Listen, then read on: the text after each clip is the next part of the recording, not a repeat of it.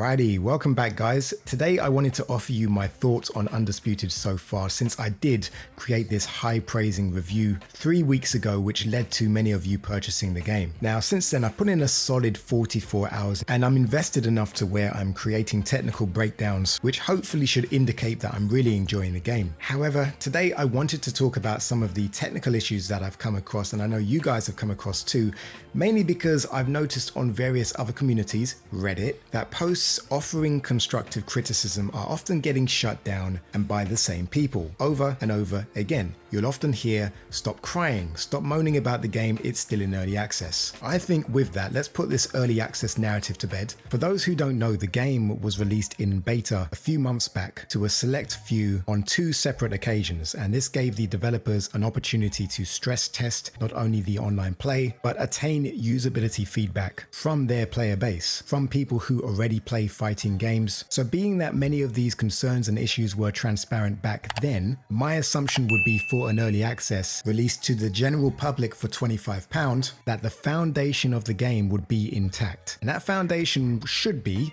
that when you hit an opponent, they receive damage, and if you hit them enough, they fall down like a normal human being. If you or your opponent throw a lot of punches, eventually your stamina will go down. If you hit someone from the right angle with solid momentum and trajectory, chances are you can either floor them earlier on in the game or knock them out. Or even that hit could have a detrimental effect on their cardio. Now, I'm not suggesting these attributes don't exist, but they are hit and miss. For example, cardio does drain, but in spurts, and an opponent who clearly isn't conserving their energy, by the 12th round they're often able to move at the same speed and pace as round 1. I don't want to elaborate on every issue in the game. I just think it's important to make a clear distinction between those spewing unnecessary hate about the game and those just trying to be constructive about the fundamentals. From what we've seen so far, the developers of Undisputed Steel City are doing a great job, although unfortunately there is a larger issue at hand, and that is the small percentage of players who are actively cheating in Undisputed, being that they are spending actual money on cheats to ensure they win the game. So you can only assume that the devs are prioritizing this for the time being, but it does leave the player base in a bit of a predicament when it comes to giving feedback. And I'll offer you this example. I just recently uploaded a fight breakdown between myself as Ricky Hatton against Sugar Ray Robinson, and everything I expected from that game in terms of power, stamina, accuracy, and using pinpoint precision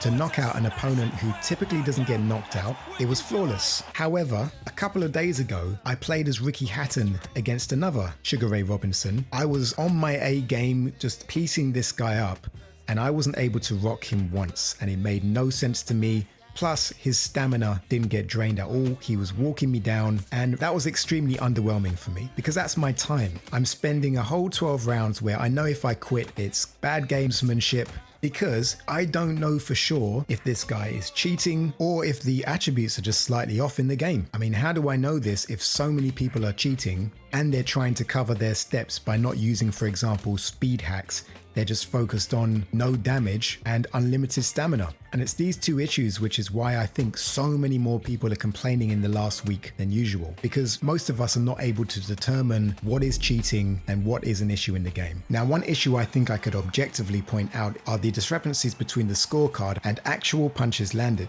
I know many of you guys have complained, for example, that you felt you had won a match by unanimous decision, yet the judges would unanimously give that victory to your opponent. So since I've shared that experience, I decided to document one round where I manually tally the total amount of punches landed by myself and my opponent. Now, I don't want to bore you guys, so just give me the benefit of doubt here.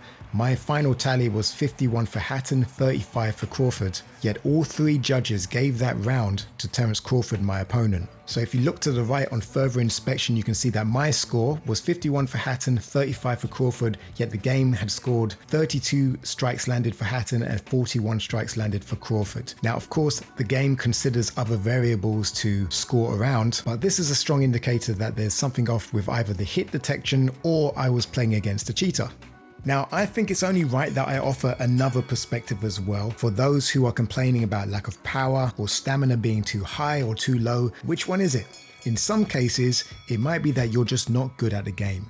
I'm not trying to hurt feelings here. In my opinion, this game is far more technical than Fight Night. Slips require genuine timing. If your stamina is dropping fast and you're throwing multiple hooks and jabs and they're hitting thin air, then yeah, your stamina's gonna drop. And you'll be more susceptible to damage. And if you find you can't knock out your opponent, well, maybe their stamina's good and they're just picking their shots. That's just something to consider when you are complaining about certain aspects of the game, because maybe it's you, maybe you're the problem. And some of the matches I've seen have been great. However, there is a real issue with the players that you're choosing non-stop, which are making the online games a bit boring. I can't tell you how many times I've faced Canelo, Roy Jones, Ali, Sugar Ray Leonard, the Gypsy King, and Sugar Ray Robinson. It almost feels like it's a game focused on just those fighters at times. And I can forgive like the general casuals playing the game, choosing those characters. But man, sometimes you YouTubers, you complain about this stuff. Look at your channels. All you do is choose these characters when you know full well they have certain exploits which give you a heavy advantage considering the current state of the game. Don't be afraid to mix things up a little bit, but if for example you think that less popular fighters with lower stats aren't capable of doing the job, check out some of my technical breakdowns where I play as the underdog, and maybe that will inspire you a little bit to try other characters, because I'm telling you, it's far more rewarding being those characters and not only getting the win but getting a knockout with someone who is usually not capable to crack, but with a good game plan you're able to do the impossible. So where do I think Steel City go from here? They've done a hell of a job so far, but the main talking points regarding stamina and power, I think it would benefit Steel City just to be transparent but also accessible to the casual player. They have held a dev roundtable on YouTube, and I'll leave a link in the description for anyone who wasn't aware of their YouTube channel. They did release an update last week which tweaked some of these issues, but in my opinion, nothing drastic. Perhaps from their perspective there are nuances to how stamina and power works in the game and they have other ideas. But whatever the case, I think open communication, maybe even a live chat on their main YouTube channel would help put a lot of these concerns to rest. Now, the reason why I care so much for Steel City to stay on track for these next updates is because social media has a way of making and breaking the success of games. All your favorite YouTubers jumped on this game praising it because they saw a couple of YouTubers who actually genuinely care about the game, and they jumped on that bandwagon for views, for clicks. And right now, the narrative is that the game is unplayable, and many of those large YouTubers with big audiences are jumping on that narrative too, which means that even if these issues are fixed, for the general public out there, those negative thoughts hold far more weight than the positive thoughts. I just think the developers really need to be on their A game for the next two updates, just to ensure that the momentum continues to swing in their favor. And listen guys, if you agree or disagree with my take on this, perhaps there are certain things I'm not aware of. So let me know in the comment section and tell me what you think the game needs for its next iteration to stand at the top of the boxing food chain. I cover all things Undisputed. If you like technical breakdowns and want all the latest news on Undisputed, check out these videos on display. Make sure to subscribe, and I'll see you guys online. Take care. Peace.